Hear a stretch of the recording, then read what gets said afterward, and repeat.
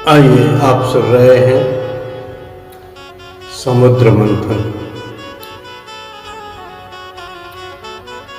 श्रीमणिरम्भावारुणी अमी शंख गजराज कल्पद्रमा शशधैन धन धनवंतरी विषबाज। ये 14 रत्न समुद्र से निकले। पहले आपने सुना विष निकला।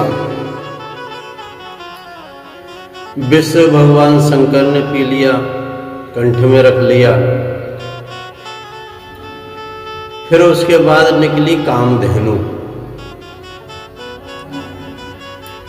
दिव्य गाय सभी इच्छाएं पूरी करती, ऋषियों को दी गई।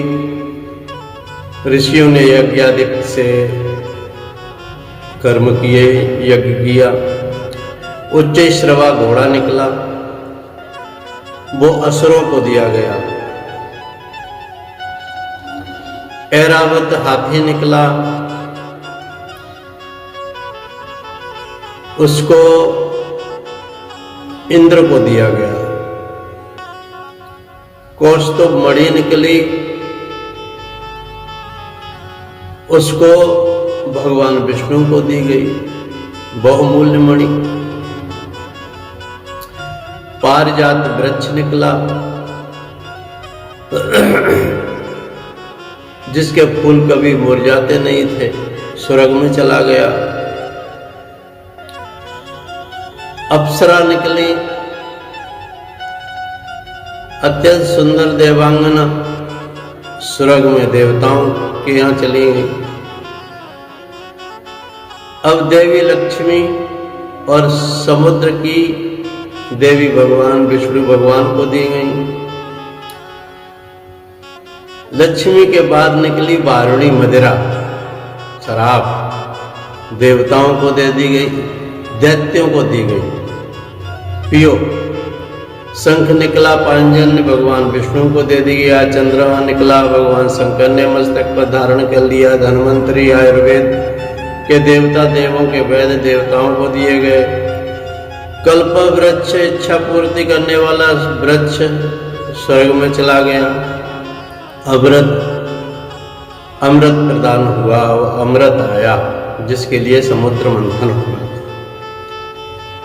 अब समुद्र में लक्ष्मी से शुरुआत करते हैं। लक्ष्मी साक्षात जगदम्बा है। सोचा कि हमें मिल जाए तो अच्छा है। सभी चाहने लगे, मांगने वालों को, इच्छा करने वाले को लक्ष्मी नहीं मिला करते हैं। लक्ष्मी जी को सिंहासन पर बिठाया गया। इस जगत में भी लक्ष्मी पुत्रों की सभी मान देते हैं। लक्ष्मी जी ने सोचने लगे कि किसके गले में वरमाला डालूं। पुरुषों की खोज में निकली, उन्हें ऋषियों के मंडप में लाया गया। दुर्वासा जी ने वो देखा, ज्ञानी भी हैं, तपस्वी भी हैं, किंतु क्रोधी बहुत है दुर्वासा जी। मात्र तप करने से कुछ फल नहीं मिलता, तप को भक्ति का भी साथ होना चाहिए। तप करने से शक्ति बढ़ती है और उससे क्रोध भी बढ़ जाता है। तप ज्ञान से शक्ति तो बढ़ती है, किंतु वह छलकने भी लग जाती है। अतः ज्ञान के साथ भक्ति भी होनी चाहिए। भक्ति दीनता नम्रता और सिंहासन पर विराजती है। भक्ति दीनता नम्रता के ही सिंहासन पर विराजती है। लक्ष्मी जी को आगे इंद्रादि देवताओं की तरफ ले जाया गया। वे विराजमान है, क्रोधी तो नहीं है, किंतु अतिशय बहुत कामी है देवता लोग। शास्त्र ने क्रोध का लाल रंग बताया और लोभ का पीला और काम का काला रंग बताया। देव महान होते हैं, फिर भी कामी हैं। अतः वे आगे चली, आगे बैठे थे परशुराम जी। वे जितेंद्रिय हैं, कामी और क्रोधी भी नहीं है, किंतु निष्ठुर हैं। क्षत्रियों के छोटे छोटे बालकों को भी मारते हैं। अतः उसे मुझे पसंद नहीं है। लक्ष्मी जी ने कहा मुझे ये पसंद। आगे कर्म मार्कंडे मुनि बैठे हैं। वे सुंदर भी हैं और दीर्घायु भी हैं, किंतु भरी सभा में आंखें मूंद कर बैठे हैं। लक्ष्मी जी की ओर भी उन्होंने नहीं देखा। लक्ष्मी जी ने सोचा कि ये तो महात्मा तो बना सकते हैं, मेरी ओर देखते ही तक नहीं है। मैं यदि इन्हें बात करूंगी तो वो इसमें भी शायद मेरी ओर ध्यान ही नहीं देंगे। मार्कंडेय जी ने कहा कि तुझे कैसे मैं देखूं? मुझे तो कन्हैया अधिक सुंदर लगते हैं। जब तक वह तुझे नहीं अपनाएगा मैं तेरा दर्शन नहीं करूंगा। जब तक कन्हैया के साथ में लक्ष्मी जी आ जाएं, भगवान के साथ में हो, भक्त तभी स्वीकार करते हैं। लक्ष्मी का मोह है ही नहीं। जब लक्ष्मी जी का मोह छूटता है तभी प्रभु की भक्ति प्राप्त होती है। तुकाराम दरिद्रता को देख करके शिवाजी महाराज ने उनके लिए स्वर्ण से भरा थाल भेजा। तुकाराम जी ने कहा, जब मैं लक्ष्मी जी के पीछे दौड़ता था तब लक्ष्मी मिली नहीं, अब मेरा चित्त भगवान से जा लगा है, जा चुका है, तो अब बाधा डालने आ रही है। उन्होंने वह स्वर्ण भरा थाल लौटा दिया। सारा दिन भजन करने वाले और कुछ भी उद्यम न करने वालों को लक्ष्मी नहीं मिला करते हैं। आगे चलो तो वहाँ शंकर जी विराजमान थे। लक्ष्मी जी ने अपनी सखियों के साथ वहाँ पर आई। शंकर कामी भी नहीं है और क्रोधी भी नहीं है। लक्ष्मी जी ने शंकर को देखा, इनका स्वभाव तो मंगल है किंतु बेस अमंगल है, बेस अमंगल है और चेष्टा भयानक, और वे बोले भी बहुत हैं। शंकर के निकट भगवान नारायण विराजे थे। लक्ष्मी जी ने सोचा कि ये ही उत्तम है और उनके हृदय में कोमल और मृद होता है, उसी के पास लक्ष्मी जी आती हैं। शांताकारम भुजगशयनम पद्मनाभम सुरेशम, और उन्हीं के गले में वरमाला डाल दी लक्ष्मी जी ने। बोलिए लक्ष्मी नारायण भगवान की जय। लक्ष्मी जी ने वरमाला पहनाई। वे इधर उधर देखने लगे, भगवान इधर उधर देखने लगे, चारों ओर देखने लगे कि जिसके पास लक्ष्मी हो उसे आसपास भी देखना चाहिए, इधर उधर भी देखना चाहिए। सामान्यतः धन मिलने के बाद लोग चारों ओर नहीं देखते। मैं, मेरी पत्नी और पुत्र, बस मेरा घर सही रहे और मुझे किसी पड़ोसी को भी नहीं देखना। धनवानों को तो चारों ओर देख करके सभी दीन दुखी दुख दूर करना चाहिए। समुद्र मंथन का काम आगे चलने लगा। दैत्यों ने सोचा कि एक बार घोड़ा पाया और सभी कुछ देवताओं को मिल गया, अब तो जो भी निकलेगा वो हम ही लेंगे, हम ही लेंगे। देवताओं ने कहा तुम ले लेना भाई। अब दूसरी मदिरा निकली, दैत्यों को मदिरा मिल गई, पियो बस पियो, पीते रहो। मंथन आगे चला तो भगवान धन्वंतरी अमृत कुंभ लेकर के प्रकट हो गए। दैत्यों ने वह घड़ा छीन लिया तो देवगण दुख के मारे भगवान की शरण में गए। तो भगवान ने कहा अब शक्ति नहीं, युक्ति से काम लेना होगा। जिस दैत्य के हाथ में सबसे पहले अमृत कुंभ पाया था वह कहने लगा कि वही पहले पिएगा। मैं अहम पूर्वम, सब आप समय में मुझे पिलाओ, मुझे पिलाओ और मैं ही पीऊंगा। फिर वही दैत्य इस बात को लेकर के एक दूसरे से झगड़ने लग गए आपस में। आपसी झगड़े के कारण उन्हें अमृत नहीं मिल पाता। जिसके घर में इन दैत्यों की भांति ग्रह क्लेश होने लगता है उसके घर से किसी भी को भी ज्ञान अमृत, भक्ति अमृत नहीं मिल पाता। झगड़ते हुए दैत्यों के समूह के बीच भगवान मोहिनी का रूप लेकर के प्रकट हुए और मोहिनी का सौंदर्य देख करके दैत्य चकरा गए। आहा क्या सौंदर्य है! मोहिनी मोह का ही स्वरूप है। जो मोहिनी में आसक्त है उसे अमृत नहीं मिलता। संसार को प्रत्येक वस्तु माया है। सौंदर्य तो मात्र कल्पना ही है। संसार में एक वस्तु तुम्हें सुंदर लगती है, वही वस्तु संभव किसी को दूसरे को सुंदर न लगे। सौंदर्य आंखों में है, वस्तु में मनुष्य ही सौंदर्य का आरोपण करता है। सुंदर तो मात्र श्री कृष्ण है, भगवान है, प्रभु है। जगत में जो कुछ भी सुंदर दिखता है वह सब श्री कृष्ण सुंदरता के कारण ही है। अगर भगवान न हो तो कोई वस्तु सुंदर नहीं है। जैसे मोहिनी का मोह लग जाता है उसे अमृत, भक्ति रूपी अमृत कभी नहीं मिल पाता, ज्ञान रूपी अमृत कभी नहीं मिल पाता। संसार की मोहिनी में सौंदर्य और विषयों के मोह में फंसता है उसे अमृत नहीं मिलता, किंतु जिसका मन मनमोहन कृष्ण में फंसता है उसे अमृत मिल जाता है। जब तक सांसारिक मोहिनी का मोह है भगवान नहीं मिलेंगे। सांसारिक पदार्थों में मन जैसे फंसा हुआ है वैसे ही जब तक श्री कृष्ण के स्वरूप में न फंसे तब तक भक्ति फलवती नहीं होती। और भक्ति की सिद्धि के बिना भगवान नहीं मिलते। स्वरूप आसक्ति के बिना भक्ति सिद्ध नहीं हो पाती। और संसारिक विषयों का वो छोड़ोगे तो भक्ति मिलेगी। इसे विवेक से छोड़ना ही पड़ेगा। ज्यों ज्यों प्रभु प्रेम बढ़ता जाएगा त्यों त्यों विषयों की ओर से अरुचि होती जाएगी। समुद्र के ज्वार और भाटा परस्पर विरोधी होते हैं। इसी प्रकार प्रभु प्रेम बढ़ जाने पर विषयाशक्ति घटती जाएगी। आंखों में काम को रखकर जगत को देखोगे तो मोह उत्पन्न हो जाएगा, और आंखों में ईश्वर को रखोगे तो मोह का नाश हो जाएगा, नाश। संसारिक स्वरूप में आसक्ति ही माया है। ईश्वर के स्वरूप में जो आसक्ति है वही भक्ति है, भक्ति। ईश्वर के स्वरूप में जो आसक्ति भक्ति है। और दैत्य कौन है? वह राह पर चलती हुई किसी भी स्त्री में जिसका मन फंस जाए वही दैत्य है। जो परस्त्री का चिंतन करे वह राक्षस है।